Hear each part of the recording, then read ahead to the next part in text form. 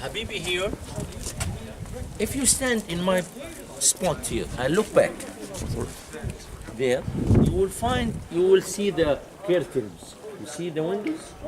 It is like curtain. Yes. Okay. This obelisk, ladies and gentlemen, it was standing here, it's collapsed.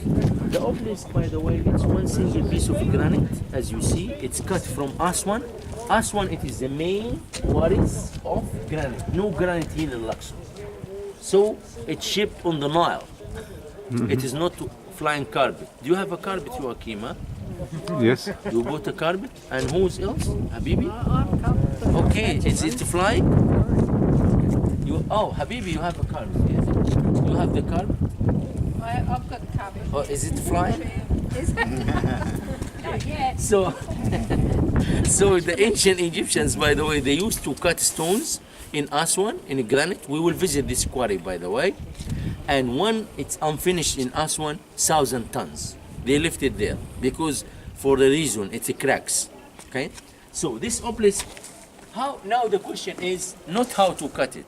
I will tell you later how they cut it, but how they erect it. Yes. Okay? Well, let us have a look here. This is the base. Try to imagine they put the obelisk on a ramp like that. This ramp, not this one, like this. You see?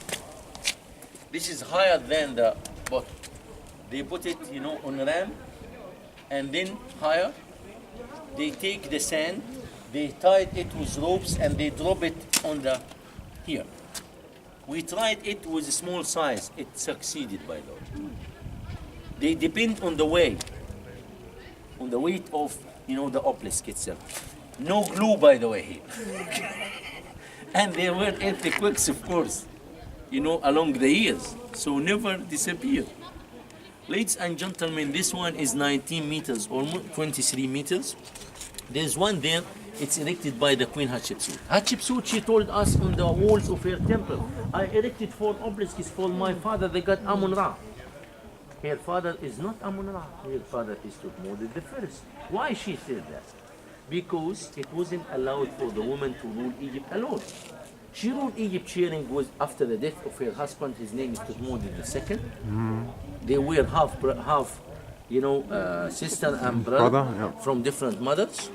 And after his death, actually before his death, she born or delivered girls, only daughters. He married her sister.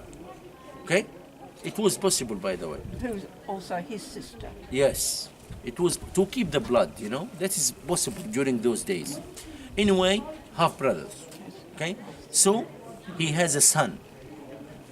Thutmose the second, he disappeared. He passed away. So who's the king? The little boy, the young boy. His aunt was greedy. She ruled Egypt with him, but she would like to rule Egypt alone. It was impossible. So she made a deal, like a deal with, with the priest.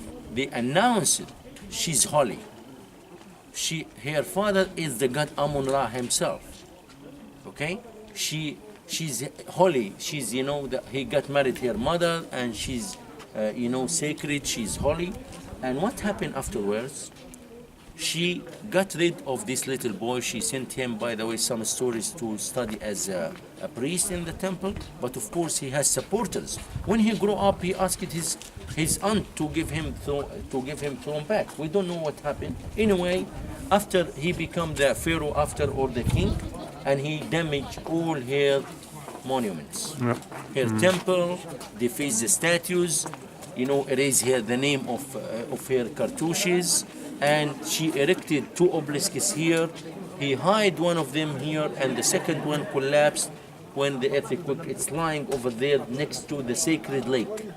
But this one, by the way, about 17 years ago, less than 17, I think 15 years, there were, some people in the temple here, they were just cleaning around the base of the obelisk. It was moving, the stones.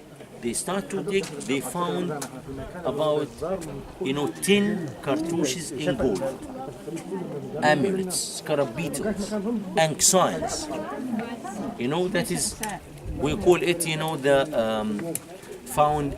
we call it the foundation treasure. It's like for blessing. When they build something new, they put gold, they put, like now the Greeks, by the way, they put that in the corners of their houses. And in my village, by the way, they slew some coins, they put incense in the foundation of each temple, each house. They put coins, but okay, just why? Thinking this house will bring wealth to the people who will live here. So this is where we got these ideas. Habibi, here, this is the second direction, 4 pylons. Inside there are 4 statues over there, standing. And there's a crane over there. This crane is dating back to the royal family number 27. Okay? About 700 years BC. Okay. That's a crane, by the way, nowadays they are working. And it's long time ago, about 20 years ago, they still working, by the way, for erection of, pylon number 7. Okay? Well, Habibi, now this way. Oh, the erection, it is, what is written on the obelisk? What is this? It's hymns, prayers, okay, for the sun god Ra. Wow. Okay, hymns, prayers, and also the name of the king who erected the obelisk. Maybe double, the name twice or 3 times or 4 times. Try to imagine. His Majesty the King is sitting here. And his fan bearers next to his, his queen and everybody, but far from the erection, of course, a bit further.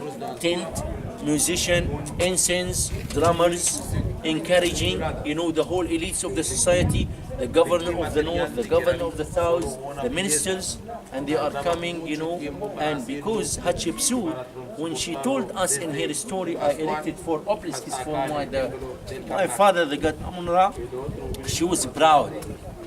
She spoke as a proud, as owner, which means it is something very important.